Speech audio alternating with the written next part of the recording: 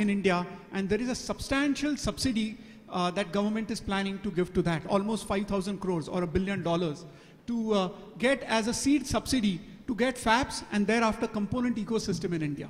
That's one effort which is already moving and efforts are happening.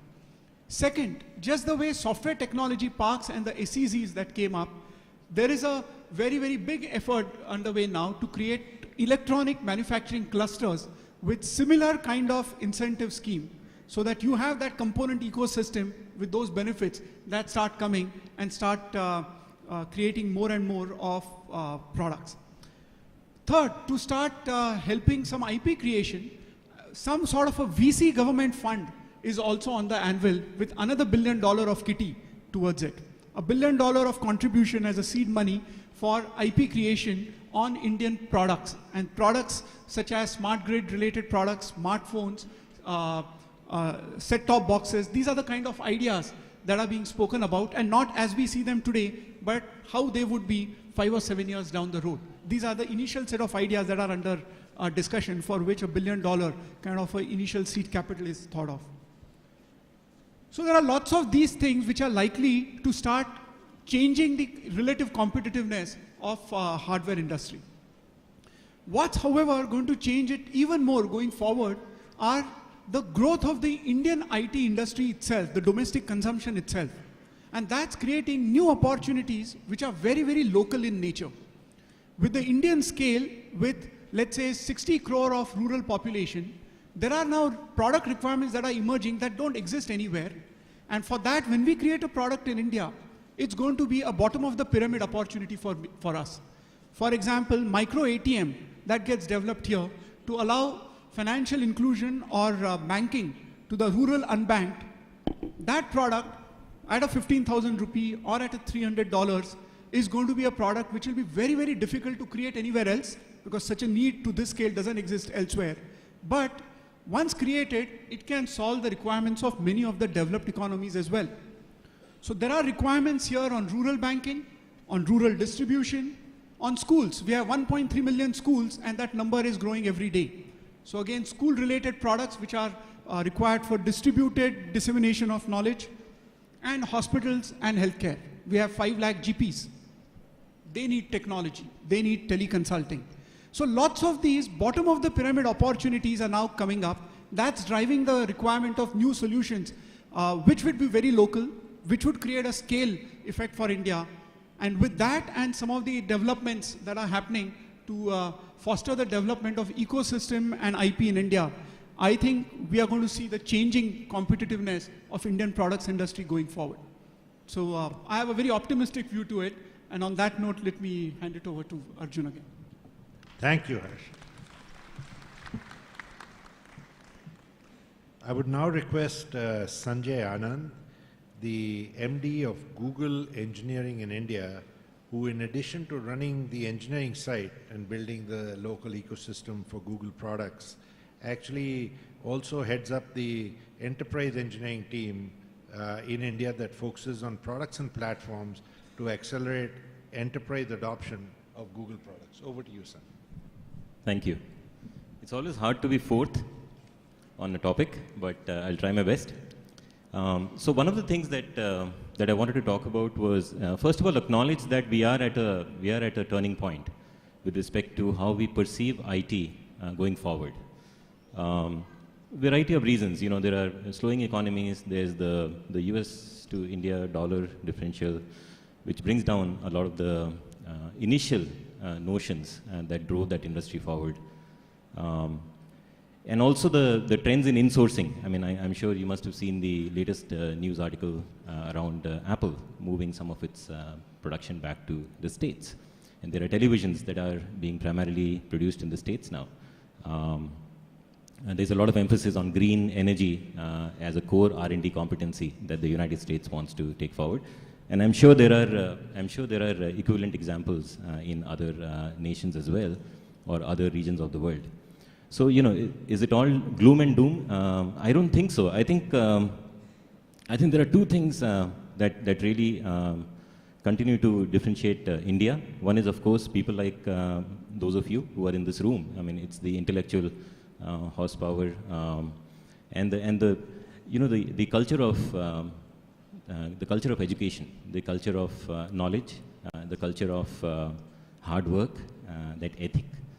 That's very, very core to our country, and I think that really differentiates us and will continue to differentiate us going forward. But I wonder, is IT and the thriving nature of IT the real question to ask? Or can we ask a slightly different question, which is something that we've started to ponder in Google, which is, what if you thought of the IT problem as something that goes away over time? So, for instance, there's cloud computing. Cloud computing is a phenomenon which has taken a bit of time to find its place. We are still in the very early stages of how cloud computing could revolutionize how we run our businesses. And of course, Google is a primary, I shouldn't say primary, one of the key instigators in the industry of that phenomenon. And the whole idea is that your IT department is not next to you; it's out there somewhere, out in the cloud, hopefully private, secure, siloed to your needs. But then there is a sense of loss, but also a sense of gain. The gain is obviously in terms of productivity, because you are not worried about running your organization at scale. Somebody else is worrying about that for you. The other trend is what we call consumerization of IT. And I'll take an example from one of the products that, so back in the day when smartphones were coming out, in the early parts of the computing cycle, smartphones required a lot of customization in the IT departments. BlackBerry is one vendor that comes to mind. There are many others. And along came this other device from Apple. And before you knew it, employees were carrying it into the workplace and saying, we want this to work for the workplace. It's not just a personal device. It's going to be my primary mechanism to conduct my official business, which to me personifies the notion of consumerization of IT. The idea is that IT is not so much a decision that gets to be made in close quarters or in particular segments of the company. I think you will see a bottom-up approach to IT. And we are already seeing many instances of this in the United States already with products like Yammer, which is a Microsoft product, but also products that Google is producing. So to pop up one level, I think there are a set of disruptive trends which we can ride on to develop the next phase of our computing phenomenon in India. And innovation, which has been talked about for a while here, is really the key. And there are aspects to building an innovative ecosystem. And I'll give you one simple example of innovation. So Google personifies innovation to a lot of the industry, primarily because of the 20% time that we institute for our employees. And I can tell you as an insider, it actually is true. When we were looking at our strategy for geo and maps, this was around 5 years ago. The whole idea was that you would have cars and aeroplanes and helicopters fly around, map the Earth, satellites as well, and then we would build a world-class system to ingest all of that raw feed and bring it about in a very, very easy-to-use system. And there was one person in Bangalore. He's actually an IIT Bombay alumnus. He realized that when will be the day when cars are actually going to drive around India, given that there's so much of infrastructure that needs to be built, and maybe it's not even a value proposition for the companies to go and map out. So he said, the way it's going to work probably in India is to crowdsource. We will build a system where people can, if they are passionate about their particular area, they can go and map it out, and we will build a robust system that prevents spam and other kinds of things, so that you end up with very high fidelity geo information. That was a product that was innovated, incubated, launched in India, and now it is being deployed in all parts of the world, not just in the BRIC countries, but everywhere else. That's an idea of an innovation, which started as, I wouldn't call it a bottom-of pyramid, literally, but started as an emerging market-specific need, and now it's become a global product. So I think innovation is, it means many things to many people, but the way I look at it is, it's something that creates value. And this is one that we believe, is going to create value for Google. I'm sure there are other examples across the industry of the same. So to close, I would say, yes, we could be potentially at an inflection point.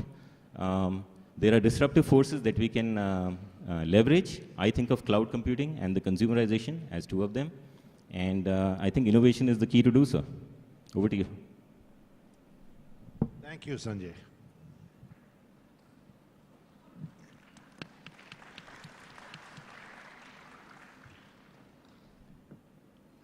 I will now request Mr. Anant Krishnan, who is the Chief Technology Officer of TCS and chairs the TCS Corporate Technology Board. He's been a member of the TCS Corporate Think Tank for over 12 years now and is an alumnus of IIT Delhi. Thank you, Arjun. And let me try to share some of my thoughts, and at the risk of repeating what some of the earlier distinguished panelists said. I think the Indian IT industry today is in a good place. We have, over the last 40-something years, since 1968, when TCS was started, reached a point where we are very credible. I mean, this panel itself is a reflection of the fact that the Indian IT industry today is extraordinarily global. We have HCL, we have TCS, we have Infosys, we have Microsoft and Google on the panel, and this shows that it's not just Indian companies which comprise the Indian IT industry today. Global companies are here. IBM, I'm told, is the largest global country in IBM is now India, and so on. So I think the Indian IT industry is in a good place. We have worked very hard and to get where we are. The good news is that we are also, I think, creatively dissatisfied with where we are. There are many ways to be dissatisfied with life. To be creatively dissatisfied is to be constantly looking for what is next. I'm in a good place, but how can I be better tomorrow? I think that's an extraordinarily healthy feature of avoiding the innovator's dilemma. Clayton Christensen, the famous Harvard Business School professor who's written a lot about innovation, has said that incumbents usually fall into the trap of being complacent. I think that's a word which I would rarely use for the Indian IT industry. We worked very hard to get where we are, and we are constantly looking for the next best thing. So that is going to keep us successful in what we do today, whether it's services, whether it's business in India, whether it's our fledgling hardware business, whichever part of the landscape we have touched today, we know that we are good, but there's a lot more to be done. I think that mindset is crucial for success in what we have done so far. Equally, I think we are looking for the next best thing. Bhaskar mentioned the different waves of technology and other things that we have exploited in the past and grown. And I think that mindset, whether it's coming from startups, whether it's coming from large companies, is crucial. If I look at the opportunity set, clearly there are lots. But if there is something uniquely Indian that could latch on to as an opportunity for us in India, is this whole wave of frugal innovation. You mentioned the low-cost devices for various kinds of applications, the handheld ATM and so on. There are tons of those kinds of opportunities which are there in India but could be translated into a global market and therefore could cause enormous disruption. There are tons of new technologies, whether it's driverless cars or whether it's next generation of mobility and so on, which we can certainly leverage. At our size, with projects like the UID AI efforts, which Nandan talked about yesterday, I think those kinds of things don't exist. Today, the good news is we have the size, we have the resource base, we have the confidence, and most importantly, the mindset to go out and explore these. From a TCS perspective, if I just take that as a case, and my job is to look at the future competitiveness of India's largest IT company, we've got an embarrassment of opportunities. My job actually is to funnel that into something which is realistic from an implementation perspective. Whether it's things to sustain our existing business, whether it's platforms to grow our current businesses into adjacencies, or it is completely disruptive new things. So just to close on that last one, on the disruptive side, I just mentioned 3 projects which incidentally have IIT connections. IIT Bombay and TCS have built and we are now figuring out the commercialization of what is arguably the world's least expensive cardiac monitor. for ECGs. It's a full-fledged Holter device, which we believe is going to be disruptively priced for the Indian market and hopefully for the global market at some point. IIT Kanpur and TCS collaborated many years ago with a product which is now out in the market from Tata Chemicals called Tata Swachh. Why did TCS invent something in water filtration? Because we have a substantial business in engineering and materials, and our materials lab with IIT Kanpur had discovered this wonder material many years ago. We commercialized it with Tata Chemicals.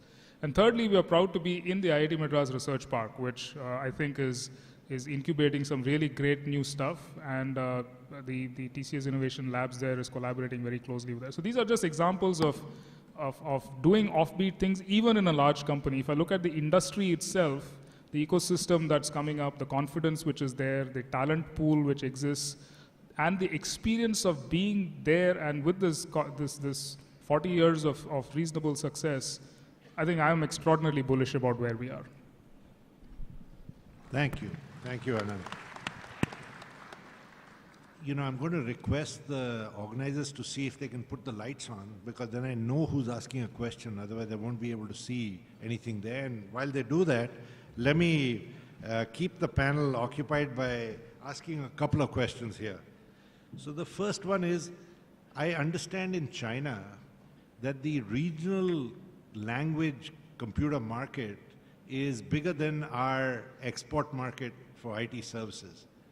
Why do you think our own regional language market is so small, and do you think it's going to grow like the Chinese market to become even larger than our exports?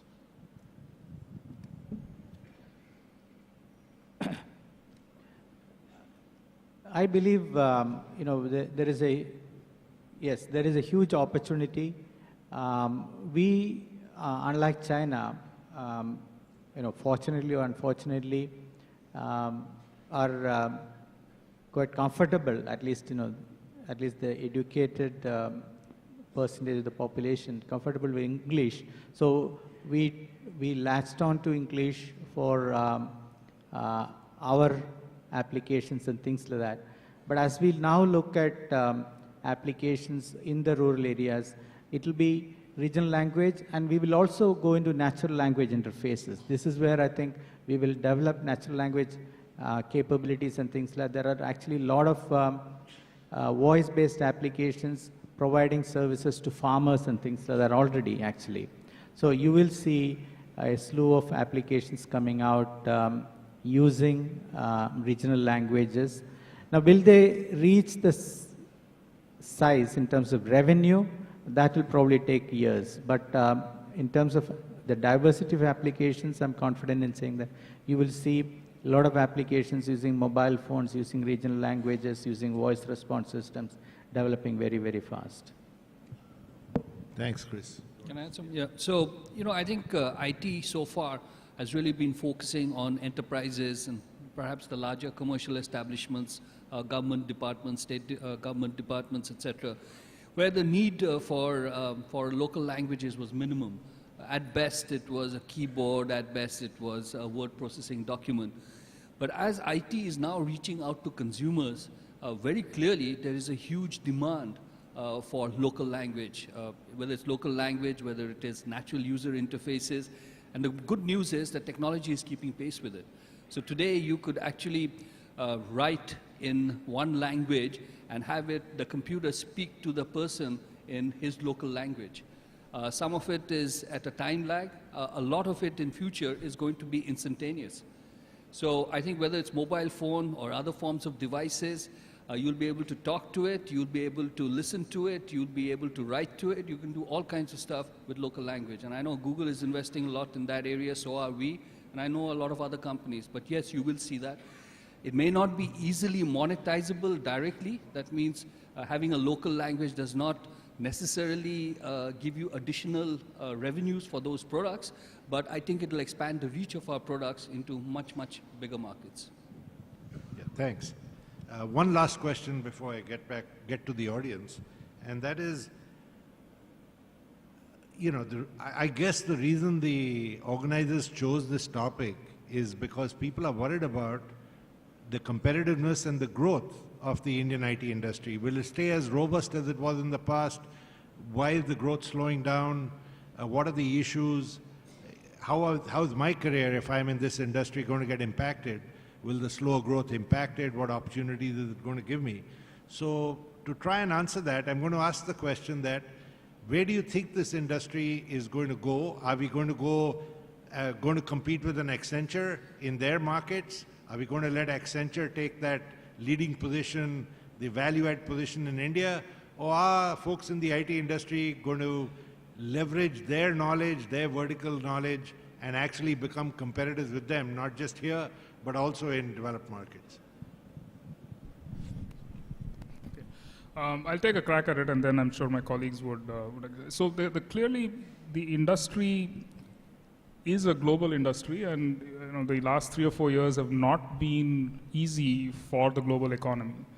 The global economy has slowed down in the major markets, and even in the major emerging markets like China and so on have slowed down in the last year or so. So that is going to impact the Indian IT industry, which is fairly export oriented. 70% or so of the industry is exports. So I think as long as the global economy is in a tough situation, the kind of growth that we saw, let's say 10 years ago, might be hard to replicate in percentage terms. In absolute terms, we're probably growing the same amount, but now that we are much bigger, the percentages look relatively lower.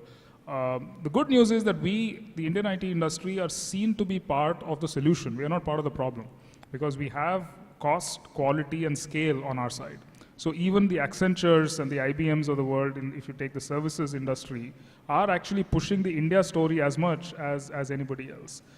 Is the market betting on India? The answer is clearly yes. If I just use a data point, the market capitalization of Accenture and TCS is neck and neck on a global basis. So I think the market is kind of comfortable with the way in which at least the services world is playing out. And from a global technology change perspective, the overall market is growing.